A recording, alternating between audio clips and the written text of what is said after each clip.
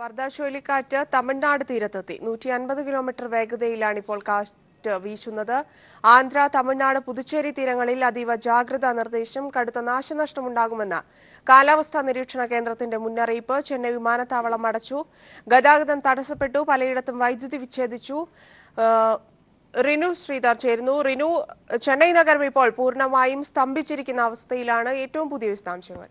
ധന്യ, ഏറ്റവും പുതിയ വിശദാംശങ്ങൾ എന്ന് പറയുന്നത് രണ്ടുപേരുടെ മരണം സർക്കാർ സ്ഥിരീകരിച്ചിരിക്കുകയാണ്. ഒന്ന് ചെന്നൈയിലെ മൈലാപ്പൂരിൽ മരം വീണ് ഒരു സ്ത്രീ മരിച്ചു, മറ്റൊരാളും മരിച്ചു. അങ്ങനെ രണ്ട് മരണമാണ് ഈ ചുഴലിക്കാറ്റ് കാരണം തമിഴ്നാടിന് ഉണ്ടായിരിക്കുന്നത്. മണിക്കൂറിൽ 150 കിലോമീറ്റർ വേഗത്തിൽ ഉച്ചയോടെയാണ്, ഉച്ച 1 മണിയോടുകൂടിയാണ് ചെന്നൈയിലേക്ക് വർധ ആഞ്ഞു വീശിയത്. ഇപ്പോൾ ഗതാഗതവും അതുപോലെ തന്നെ ഇലക്ട്രിസിറ്റി അങ്ങനെയുള്ള എല്ലാം തന്നെ വിച്ഛേദിക്കപ്പെട്ടിരിക്കുകയാണ്. പ്രദേശങ്ങളിൽ നിന്ന് 10,000-കണക്കിന് ജനങ്ങളെ ദുരിതാശ്വാസ ക്യാമ്പുകളിലേക്ക് മാറ്റിയിരിക്കുന്നു. ഒപ്പം സർക്കാർ നിർദ്ദേശിച്ചിരിക്കുന്നത് വീടുകളിൽ നിന്ന് പുറത്തിറങ്ങരുത്, നിങ്ങൾക്ക് വേണ്ടുന്ന ജലവും അതുപോലെ തന്നെ നിങ്ങൾക്ക് വേണ്ടുന്ന ഭക്ഷണ സാധനങ്ങളും ഒക്കെ തന്നെ, അവശ്യ സാധനങ്ങൾ ഒക്കെ തന്നെ നിങ്ങൾ കരുതി വെക്കുക. ദുരന്ത നിവാരണ സേന പറയുന്നത് അനുസരിക്കുക, ഉദ്യോഗസ്ഥർ പറയുന്നത് അനുസരിക്കുക, ഒപ്പം സർക്കാരിനൊപ്പം നിൽക്കുക. എങ്കിൽ മാത്രമേ ഈ കെടുതിയിൽ നിന്ന് നമുക്ക് രക്ഷ നേടാൻ കഴിയൂ എന്നുള്ള തരത്തിലാണ്. അതുപോലെ തന്നെ അണ്ണാ സർവകലാശാല ഉൾപ്പെടെയുള്ള തമിഴ്നാട്ടിലെ സർവകലാശാലയിലെ പരീക്ഷകൾ റദ്ദു ചെയ്തു. ഇന്ന് ഒരു ദിവസം തമിഴ്നാട് വിദ്യാർത്ഥികൾക്ക് ഒക്കെ തന്നെ, സ്കൂളുകൾക്കും ഒക്കെ തന്നെ അവധി പ്രഖ്യാപിച്ചിരുന്നു. സുരക്ഷ കണക്കിലെടുത്ത് ചെന്നൈയിലെ കാഞ്ചീപുരം, തിരുവള്ളൂർ ജില്ലകൾ, ഏറ്റവും പ്രധാനമായിട്ട് കാഞ്ചീപുരം, തിരുവള്ളൂർ ജില്ലകളിലാണ്, അവിടുത്തെ കടലോര പ്രദേശങ്ങളിലുമാണ് ചുഴലിക്കാറ്റ് ആഞ്ഞു വീശിയത്. അവിടുത്തെ സ്കൂളുകൾക്കും കോളേജുകൾക്കും ഒക്കെയാണ് അവധി നൽകിയിരിക്കുന്നത്. ഒപ്പം അടുത്ത 40 മണിക്കൂർ കടൽ തീരങ്ങളിൽ ഉള്ളവർക്ക് ജാഗരൂകരായി ഇരിക്കണം എന്നുള്ള ഒരു നിർദ്ദേശം നൽകിയിട്ടുണ്ട്. കടലിലേക്ക് മത്സ്യബന്ധനത്തിനായി പോകരുത് എന്നുള്ള ഒരു നിർദ്ദേശവും സർക്കാർ നൽകിയിട്ടുണ്ട്. അതുപോലെ തന്നെ ജനജീവിതം സാധാരണ നിലയിലേക്ക് എത്തുവാൻ വേണ്ടി സർക്കാർ എല്ലാ രീതിയിലുള്ള സുരക്ഷാ ക്രമീകരണങ്ങളും നടത്തുന്നുണ്ട്.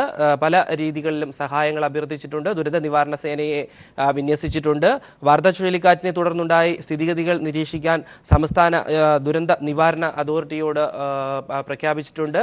ഒപ്പം തന്നെ ചെന്നൈയിലെ എടുത്തു പറയേണ്ടത്, ചെന്നൈയിൽ സെൻട്രലിലെയും എഗ്മോറിലെയും നിന്നുള്ള ട്രെയിൻ സർവീസുകൾ, വിവിധ സംസ്ഥാനങ്ങളിലേക്കുള്ള ട്രെയിൻ സർവീസുകൾ നിർത്തിവെച്ചിരിക്കുന്നു. ഒപ്പം വിമാനത്താവളം, ചെന്നൈയിൽ വിമാനത്താവളത്തിലേക്ക് എത്തുന്ന വിമാനങ്ങളെ മറ്റ് കൊച്ചിയിലേക്കും അതുപോലെ മറ്റ് വിമാനത്താവളത്തിലേക്കും തിരിച്ചുവിട്ടിരിക്കുന്നു. അത്തരത്തിൽ എടുത്തു പറയേണ്ടുന്ന കാര്യമെന്ന് പറയുന്നത്, വലിയ ഒരു നാശനഷ്ടം വിതച്ചില്ലെങ്കിൽ പോലും തമിഴ്നാട്ടിന് വലിയൊരു കെടുതി നൽകിക്കൊണ്ടാണ് വർധ പിന്മാറിയിരിക്കുന്നത്. ഇപ്പോൾ ആന്ധ്ര മേഖലയിലേക്ക്, ആന്ധ്രയുടെ തീരങ്ങളിലേക്ക് പോയിരിക്കുന്നു എന്നുള്ളതാണ് നമുക്ക് അറിയാൻ കഴിയുന്നത്, അവസാനമായി അറിയാൻ കഴിയുന്നത്. ഒപ്പം ആന്ധ്രയുടെയും തമിഴ്നാട്ടിൻ്റെയും തീരപ്രദേശങ്ങളിൽ 54 ദുരിതാശ്വാസ ക്യാമ്പുകൾ തുറന്നിട്ടുണ്ട്. അവിടുത്തെ നമ്പറുകളും ഒക്കെ തന്നെ നമ്മൾ നൽകുന്നുണ്ട്.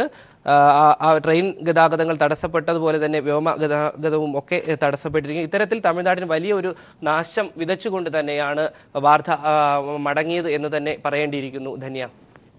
ശ്രീധരാണ് വിശദാംശങ്ങൾ നൽകിയത്. വർധ കൊടുങ്കാറ്റിനെ തുടർന്നുണ്ടായ സ്ഥിതിഗതികൾ നിരീക്ഷിക്കാൻ സംസ്ഥാന ദുരന്ത നിവാരണ അതോറിറ്റിക്ക് നിർദ്ദേശം നൽകിയതായി മുഖ്യമന്ത്രി പിണറായി വിജയൻ. തമിഴ്നാട്ടിലെ ജനജീവിതം സാധാരണ നിലയിലാക്കാൻ എല്ലാ സഹായവും മുഖ്യമന്ത്രി വാഗ്ദാനം ചെയ്തു. തമിഴ്നാട്ടിലെ മലയാളികളുടെ സുരക്ഷിതത്വം ഉറപ്പുവരുത്തണമെന്ന് മുഖ്യമന്ത്രി തമിഴ്നാട് സർക്കാരിനോട് ആവശ്യപ്പെട്ടു. ശബരിമല തീർത്ഥാടകരുടെ നാട്ടിലേക്കുള്ള യാത്ര പുനഃക്രമീകരിക്കുന്നതടക്കമുള്ള കാര്യങ്ങൾ ഏകോപിപ്പിക്കാൻ പത്തനംതിട്ട ജില്ലാ കലക്ടർക്ക് മുഖ്യമന്ത്രി നിർദ്ദേശം നൽകി.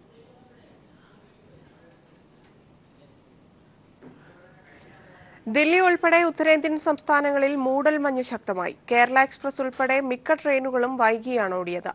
അന്താരാഷ്ട്ര വിമാന സർവീസുകളുടെ അടക്കം സമയം പുനഃക്രമീകരിച്ചു. അടുത്ത കാലത്തുണ്ടായതിൽ വെച്ച് ഏറ്റവും ശക്തമായ മൂടൽമഞ്ഞാണ് ദില്ലിയിൽ അനുഭവപ്പെടുന്നത്. 150 മീറ്ററിൽ താഴെയാണ് മൂടൽമഞ്ഞിലെ പരമാവധി കാഴ്ചപരിധി. സ്വകാര്യ വാഹനങ്ങളുമായി നിരത്തിലിറങ്ങുന്നവർ ജാഗ്രത പാലിക്കണമെന്നാണ് മുന്നറിയിപ്പ്. മൂടൽമഞ്ഞ് ശക്തമായതോടെ കേരള എക്സ്പ്രസ് ഉൾപ്പെടെ 70ഓളം ട്രെയിൻ സർവീസുകൾ വൈകിയാണ് ഓടിയത്. 6ഓളം ട്രെയിനുകൾ റദ്ദാക്കി. 28 ട്രെയിൻ സർവീസുകളുടെ സമയം പുനഃക്രമീകരിച്ചു. ദില്ലി അന്താരാഷ്ട്ര വിമാനത്താവളത്തിൽ നിന്നുള്ള ഒരു അന്താരാഷ്ട്ര വിമാന സർവീസും 6 ആഭ്യന്തര സർവീസുകളും വൈകി. വരുന്ന ദിവസങ്ങളിലും മൂടൽമഞ്ഞ് കൂടുതൽ ശക്തമാകാനാണ് സാധ്യതയെന്ന് കാലാവസ്ഥാ നിരീക്ഷണ കേന്ദ്രം റിപ്പോർട്ട് നൽകി. ഉത്തർപ്രദേശ്, പഞ്ചാബ്, ഹരിയാന സംസ്ഥാനങ്ങളും അതിശൈത്യത്തിന്റെ പാതയിലേക്കാണ് നീങ്ങുന്നത്. News bureau, Delhi. സഹകരണ മേഖലയിലെ തകർക്കുന്ന കേന്ദ്ര സർക്കാർ നിലപാടിൽ പ്രതിഷേധിച്ച് കാസർഗോഡ് മുതൽ തിരുവനന്തപുരം വരെ മനുഷ്യച്ചങ്ങല നടത്താൻ LDF യോഗം തീരുമാനിച്ചു. ഈ മാസം 29-ന് വൈകിട്ടാവും പരിപാടി നടത്തുക. മനുഷ്യച്ചങ്ങലയുടെ ഭാഗമായി സംസ്ഥാന വ്യാപകമായി പ്രചരണ പ്രവർത്തനങ്ങൾ നടത്താനും യോഗം തീരുമാനിച്ചു. സഹകരണ മേഖല നേരിടുന്ന പ്രതിസന്ധിയുടെ പശ്ചാത്തലത്തിലാണ് മനുഷ്യച്ചങ്ങല സംഘടിപ്പിക്കാൻ LDF സംസ്ഥാന സമിതി യോഗം തീരുമാനിച്ചിരിക്കുന്നത്. ഡിസംബർ 29-ന് വൈകിട്ട് 5 മണിക്ക് കാസർഗോഡ് നിന്നും തിരുവനന്തപുരം വരെ ബഹുജനങ്ങളെ അണിനിരത്തും. പ്രചരണത്തിന്റെ ഭാഗമായി ഡിസംബർ 20-ന് പഞ്ചായത്ത് അടിസ്ഥാനത്തിൽ ജനകീയ കൺവെൻഷൻ ചേരും. 22-ന് കാൽനട പ്രചരണ ജാഥകളും 27, 28 തീയതികളിൽ വീടുകൾ കയറിയുള്ള പ്രചരണ പ്രവർത്തനവും നടത്തും. നമ്മുടെ നാട്ടിൽ ഈ ജനകീയ പ്രശ്നങ്ങൾ നാട്ടിലെ ജനങ്ങളുടെ ആകെ മുമ്പിൽ പ്രചരിപ്പിച്ചുകൊണ്ട് ഡിസംബർ 29-ാം തീയതി കാസർഗോഡ് നിന്ന് തിരുവനന്തപുരം വരെ ഒരു മനുഷ്യച്ചങ്ങല തീർക്കണമെന്ന് തീരുമാനിച്ചിരിക്കുകയാണ്. ഈ മനുഷ്യച്ചങ്ങലയിൽ കണ്ണികളായി എല്ലാ വിഭാഗം ജനങ്ങളെയും എല്ലാ ജനാധിപത്യ വിശ്വാസികളെയും പങ്കെടുപ്പിക്കണം എന്നുമാണ് താല്പര്യപ്പെടുന്നത്. പ്രതിപക്ഷം സഹകരിക്കാൻ തയ്യാറാണെങ്കിൽ മനുഷ്യച്ചങ്ങലയിൽ അവരെയും ഭാഗവാക്കാക്കും. നിലമ്പൂരിലെ മാവോയിസ്റ്റുകളുടെ ഏറ്റുമുട്ടൽ കൊലപാതകം LDF യോഗം ചർച്ച ചെയ്തില്ലെന്ന് വൈക്കം വിശ്വൻ പറഞ്ഞു. പിണറായിക്കെതിരെ മധ്യപ്രദേശിൽ നടന്ന സംഭവത്തിൽ LDF സംസ്ഥാന സമിതി യോഗം പ്രതിഷേധം രേഖപ്പെടുത്തി. News bureau, Thiruvananthapuram. നോട്ട് അസാധുവാക്കലിനു ശേഷം ഇതുവരെ റിസർവ് ബാങ്കിന് പുറത്തിറക്കാനായത് 5 ലക്ഷം കോടി രൂപയുടെ പുതിയ നോട്ടുകൾ മാത്രം. അസാധുവാക്കിയ നോട്ടുകളുടെ മൂല്യത്തിന്റെ 1/3 മാത്രമാണിത്. പ്രധാനമന്ത്രി പറഞ്ഞ സമയപരിധി ഡിസംബർ 30-ന് അവസാനിക്കാനിരിക്കെ വരും ദിവസങ്ങളിൽ കറൻസി ദൗർബല്യം കൂടുതൽ രൂക്ഷമായേക്കും. നവംബർ 8-ന് പ്രധാനമന്ത്രി അപ്രതീക്ഷിത പ്രഖ്യാപനത്തിലൂടെ അസാധുവാക്കിയത് 15.5 ലക്ഷം കോടി രൂപ മൂല്യം വരുന്ന 1000, 500 രൂപ നോട്ടുകൾ. പ്രഖ്യാപനം കഴിഞ്ഞ് 33 ദിവസം പിന്നിട്ടപ്പോഴേക്കും റിസർവ് ബാങ്ക് ഓഫ് ഇന്ത്യക്ക് പുറത്തിറക്കാനായത് 5 ലക്ഷം കോടി രൂപയുടെ പുതിയ കറൻസികൾ മാത്രം. അസാധുവാക്കിയ നോട്ടുകളുടെ 1/3 അസാധുവാക്കുന്നതിന് മുൻപേ ബാങ്കുകളിൽ ഉണ്ടായിരുന്ന 2 ലക്ഷം കോടി രൂപയുടെ കറൻസികൾ കൂടി ചേർത്താൽ 7 ലക്ഷം കോടിയുടെ കറൻസികൾ മാത്രമാണ് ഇപ്പോൾ വിനിമയം നടക്കുന്നത്. പ്രതിദിനം 12,000 കോടി മുതൽ 15,000 കോടി രൂപയുടെ കറൻസികൾ വരെ അച്ചടിക്കാനുള്ള ശേഷിയാണ് റിസർവ് ബാങ്ക് ഓഫ് ഇന്ത്യക്കുള്ളത്. ഇത് പരിഗണിച്ചാൽ ഡിസംബർ 30 വരെ 2.5 ലക്ഷം കോടി രൂപയുടെ പുതിയ നോട്ടുകൾ കൂടി മാത്രമായിരിക്കും പുറത്തിറക്കാൻ കഴിയുക. നിലവിലുള്ള 7 ലക്ഷം കോടിയും പുതുതായി അച്ചടി പ്രതീക്ഷിക്കുന്ന 2.5 ലക്ഷം കോടിയും ചേർത്താൽ ഡിസംബർ 30 ആവുമ്പോഴേക്കും 9.5 ലക്ഷം കോടിയുടെ കറൻസിയാണ് പരമാവധി പുറത്തിറക്കാനാവുക. നോട്ട് നിരോധനത്തിന് മുൻപ് 17.5 ലക്ഷം കോടിയുടെ കറൻസി ഉണ്ടായിരുന്ന സ്ഥാനത്ത് ഡിസംബർ 30 ആവുമ്പോഴേക്കും ഉണ്ടാവുക പകുതിയോളം, അതായത് 9.5 ലക്ഷം കോടിയുടെ കറൻസികൾ മാത്രമാകും. പകുതിയോളം കറൻസിയുടെ കുറവ് വരുന്നത് സമ്പദ്ഘടനയ്ക്ക് ഗുരുതര ആഘാതം ഏൽപ്പിക്കുമെന്നാണ് വിദഗ്ധരുടെ വിലയിരുത്തൽ. ജനുവരി 1 അടുക്കുമ്പോഴേക്കും സർക്കാർ നേരിടാൻ പോകുന്ന ഏറ്റവും വലിയ പ്രതിസന്ധി അടുത്ത മാസത്തെ ശമ്പളം കൊടുക്കുക എന്നുള്ളതാണ്. ആ ശമ്പളത്തിന് കറൻസി ആവശ്യമാണ്. ആ കറൻസി എത്രയും വേഗം അടിച്ചു തീർക്കാനുള്ള ഒരു തത്രപ്പാട്, ഒരു പരിഭ്രാന്തമായ ഒരു ശ്രമമാണ് ഇപ്പോൾ നടന്നുകൊണ്ടിരിക്കുന്നത്.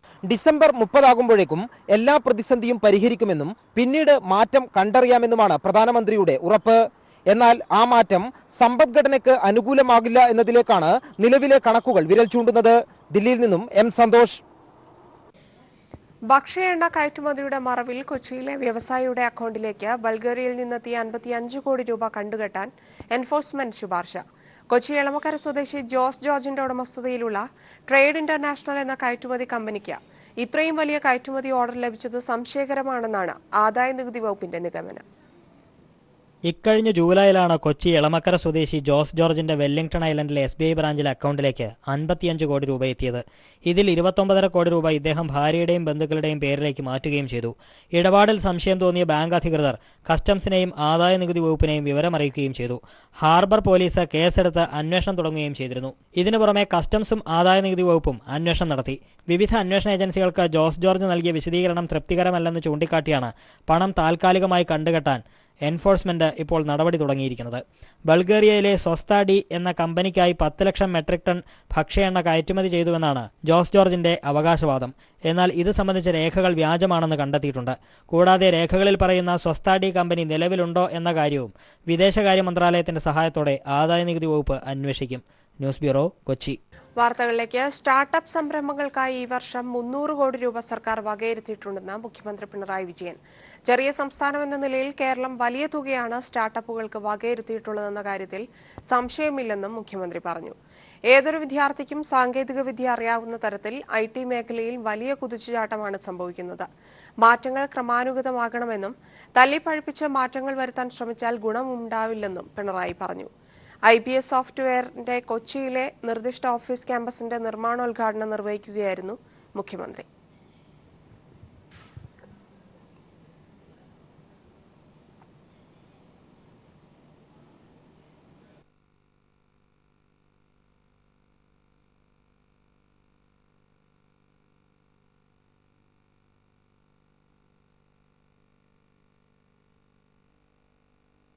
സ്റ്റാർട്ടപ്പുകൾ ആരംഭിക്കുന്നതിന് ഈ വർഷം 300 കോടിയോളം രൂപയാണ് സംസ്ഥാന ഗവൺമെൻറ് വകയിരുത്തുന്നത്. ഇത് ഒരു സംശയമില്ല, നമ്മളൊരു ചെറിയ സംസ്ഥാനമാണെങ്കിലും നമ്മുടെ രാജ്യത്തുള്ള മറ്റ് സംസ്ഥാനങ്ങളെയൊക്കെ അപേക്ഷിച്ച് വലിയ തുക തന്നെയാണ് എന്നതിൽ സംശയമേ ഇല്ല. ഇതര സംസ്ഥാന തൊഴിലാളികളോടുള്ള മനോഭാവത്തിൽ ഗുണപരമായ മാറ്റം വരുത്താൻ കഴിയണമെന്ന് മുഖ്യമന്ത്രി പിണറായി വിജയൻ. അവരോടുള്ള വിവേചനം മനുഷ്യാവകാശ ലംഘനമാണെന്നും മുഖ്യമന്ത്രി പറഞ്ഞു. അവരുടെ കർമ്മശേഷി കേരളത്തിന്റെ പൊതുവികസനത്തിനായി പ്രയോജനപ്പെടുത്തുകയാണ് വേണ്ടതെന്നും മുഖ്യമന്ത്രി കൂട്ടിച്ചേർത്തു. ഇതര സംസ്ഥാന തൊഴിലാളികൾക്കായി ആരംഭിക്കുന്ന സാക്ഷരതാ പദ്ധതിയുടെ സംസ്ഥാനതല ഉദ്ഘാടനം പെരുമ്പാവൂരിൽ നിർവഹിക്കുകയായിരുന്നു മുഖ്യമന്ത്രി. നാടിന്റെ പൊതുവികസനത്തിനായി ഇതര സംസ്ഥാന തൊഴിലാളികളുടെ കർമ്മശേഷി പ്രയോജനപ്പെടുത്താൻ കഴിയണമെന്ന് മുഖ്യമന്ത്രി പറഞ്ഞു. അപ്പോൾ ഇതര സംസ്ഥാന തൊഴിലാളികളെ നമ്മുടെ സംസ്ഥാനത്തിൻ്റെ വിഭവശേഷി ഉപജീവനത്തിനായി വിനിയോഗിക്കാൻ നമുക്കാവണം. അങ്ങനെ നോക്കിയാൽ ഇവിടെ ജീവിക്കുന്നവരെന്ന നിലക്ക് അവർ നമ്മുടെ കേരളീയരായിട്ട് മാറുകയാണ്. അവരുടെ ക്ഷേമവും സംരക്ഷണവും ഉറപ്പാക്കാൻ ഏറ്റവും പ്രധാന കടമയായി നമ്മൾ ഏറ്റെടുക്കേണ്ടതായിട്ടുണ്ട്. എന്നാൽ ചിലർ ഇവരെ അന്യരായി കാണുകയാണ്. ഇതിനു പിന്നിൽ പ്രാദേശികവാദമുണ്ടെന്നും അത് മനുഷ്യാവകാശ ലംഘനമാണെന്നും മുഖ്യമന്ത്രി ഓർമ്മിപ്പിച്ചു. കാരണം ചിലയിടത്ത് നാട്ടുകാർ അവരെ അന്യരായി കണക്കാക്കുകയാണ്. യഥാർത്ഥത്തിൽ ഇതിൻ്റെ പിന്നിൽ ഒരുതരം പ്രാദേശികവാദമാണ് നിലനിൽക്കുന്നത്. ഇത്തരത്തിലുള്ള സങ്കുചിത കാഴ്ചപ്പാട് മനുഷ്യാവകാശ ലംഘനവും കൊടിയ വിവേചനങ്ങളുമാണ് ഉണ്ടാക്കുന്നത്. ഇതര സംസ്ഥാന തൊഴിലാളികൾക്കുള്ള സാക്ഷരതാ പരിപാടിയുടെ സംസ്ഥാനതല ഉദ്ഘാടനം പെരുമ്പാവൂരിൽ നിർവഹിക്കുകയായിരുന്നു മുഖ്യമന്ത്രി. മലയാളത്തിലോ ഹിന്ദിയിലോ തൊഴിലാളികളെ സാക്ഷരരാക്കുക എന്നതാണ് പദ്ധതിയുടെ ലക്ഷ്യം. കൂടാതെ നിയമം, ആരോഗ്യം, വിദ്യാഭ്യാസം തുടങ്ങി വിവിധ വിഷയങ്ങളിലും കേരളത്തിന്റെ സാമൂഹ്യ സാഹചര്യങ്ങളെ സംബന്ധിച്ചും തൊഴിലാളികളിൽ അവബോധം സൃഷ്ടിക്കുക എന്നതും പദ്ധതിയുടെ ലക്ഷ്യമാണ്. News bureau, Kochi. വാർത്തയിലേക്ക്. റോഡ്, പാലം നിർമ്മാണ പ്രവർത്തനങ്ങൾ നിരീക്ഷിക്കാനായി സോഷ്യൽ ഓഡിറ്റ് കമ്മിറ്റികൾ രൂപീകരിക്കുമെന്ന് പൊതുമരാമത്ത് വകുപ്പ് മന്ത്രി ജി സുധാകരൻ.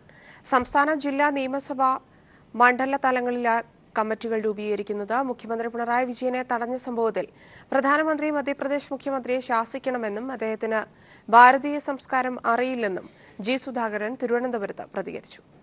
എല്ലാ വർക്കുകളും സോഷ്യൽ ഓഡിറ്റ് വിധേയമാക്കും.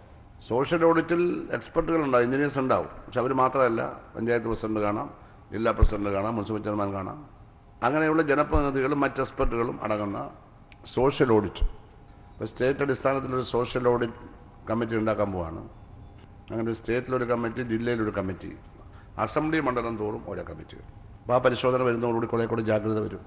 നിർമ്മിച്ച് കഴിയുമ്പോൾ മാത്രമല്ല, നിർമ്മിക്കുന്ന സമയം മുതലേ പരിശോധന വേണം.